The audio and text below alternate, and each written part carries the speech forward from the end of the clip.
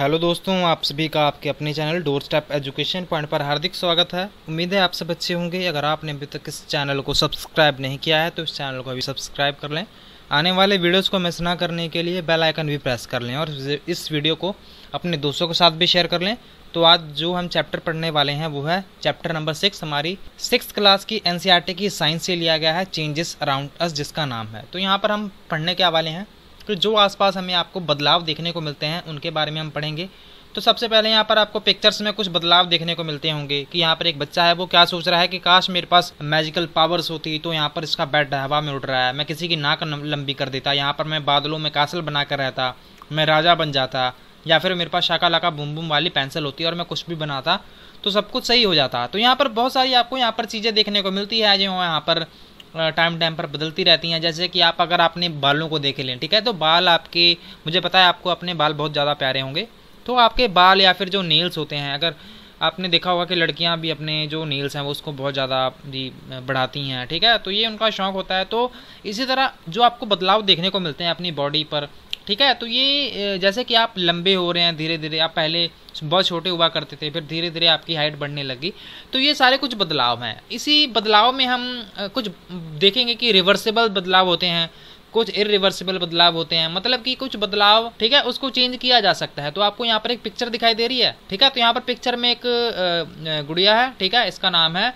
पहेली। तो पहेली क्या कर रही है, पहेली यहाँ पर एक बैलून है, उसको यहाँ पर उसने हवा भर दी, ठीक है, इसमें हवा भरने के बाद इसने उसको छोड़ दिया, तो क्या होगा, इस बैलून का साइज है, वो जो हवा है वो अपने आप बाहर निकल जाएगी, ठीक है ना। तो कहने का मतलब ये है कि पहले तो इसमें हवा भर दी गई, अब इसका जो शेप है वो चेंज हो गया, ठीक है ना। तो यही हमने यहाँ पर बेसिकली यहाँ पर इसको देखना है। तो इसी तरह अगर आप पेपर की बात करें, यहाँ पर आपने पेपर किया, फोल्ड किया, इसका जहाज बना दिया आपने, जहाज आपने जरूर बनाए होंगे छोटे होते, तो यहाँ पर जहाज बनाने के टाइम पर आपने इसको उड़ा दिया, ठीक है, उड़ाकर फिर इसको पकड़ा और फिर यहाँ पर नीचे आपने रख दिया, तो बाद में इसको फिर से पेपर बना दिया, ठीक है ना, प्लेन जैसे यहाँ पर ऐसे इसकी शेप दिखाई दे रही है। अगर हम यहाँ पर बात करें आटे की, ठीक है ना, जिससे हम रोटी बनाते हैं, तो आपने क्या किया, इसके आप कह सकते हैं कि एक बॉल बनाई और उसकी आप कह सकते हैं कि कोई और शेप दे दी, ठीक है, पर बाद में आपने क्या किया, बाद में फिर इसको आटे में मिक्स कर दिया, ठीक है ना।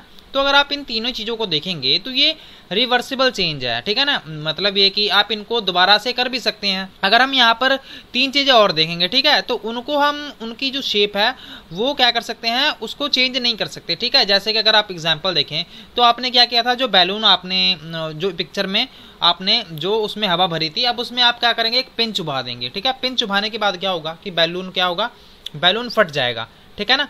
बैलून फटने के बाद अब क्या आप उसको दोबारा से उस बैलून को उसी शेप में ला सकते हैं, नहीं ला सकते, ठीक है ना।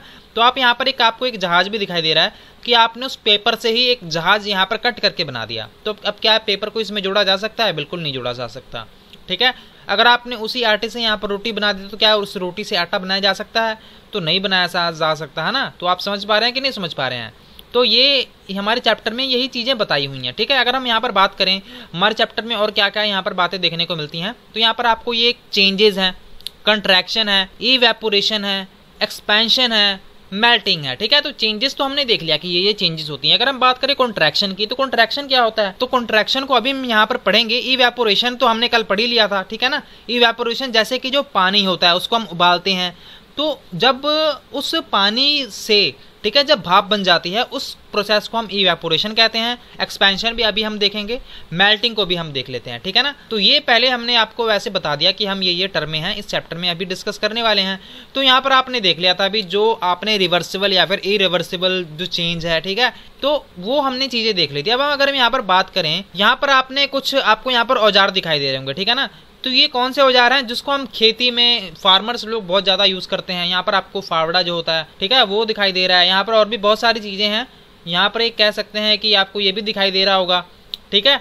तो सिकल्स टाइप यहाँ पर, तो इनमें जो लकड़ी होती है, ठीक है, तो अगर आप इन जो यहाँ पर हत्थी लगाई होती है, तो इन हत्थी का जो साइज होता है वो मोटा होता है, ठीक है ना।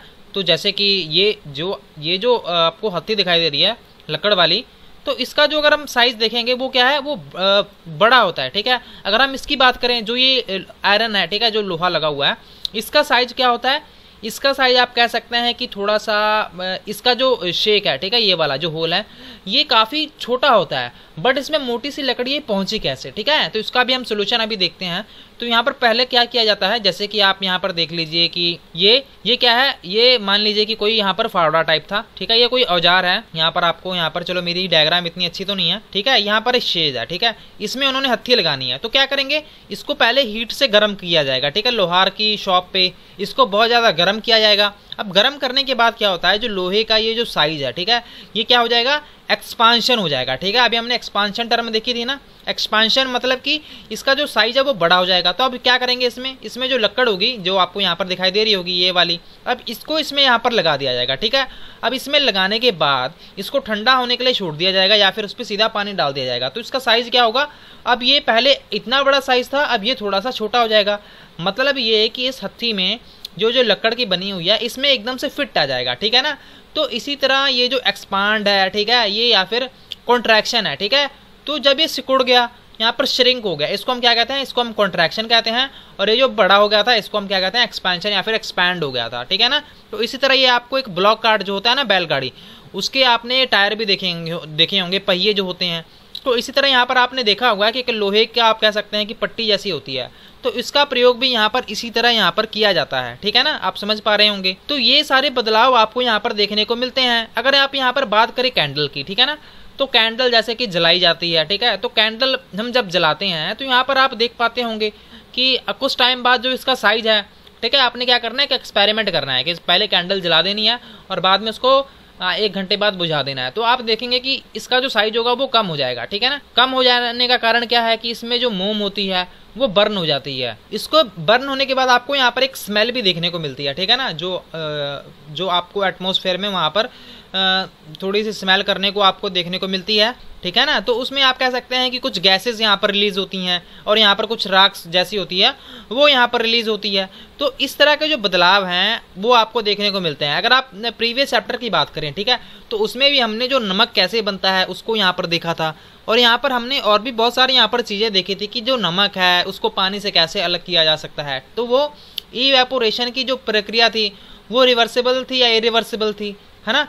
तो यहाँ पर और भी हम यहाँ पर चीज़ें देखते हैं कि बहुत सारी यहाँ पर चीज़ें हैं जो कि रिवर्स की जा सकती हैं, जिनको कई ऐसी चीज़ें जिनको रिवर्स नहीं किया जा सकता। तो ये हमारा चैप्टर बहुत ही छोटा था, बट यहाँ पर आपको 4-5 टर्में देखने को मिलती हैं जो कि आपको सारी पता होनी चाहिए।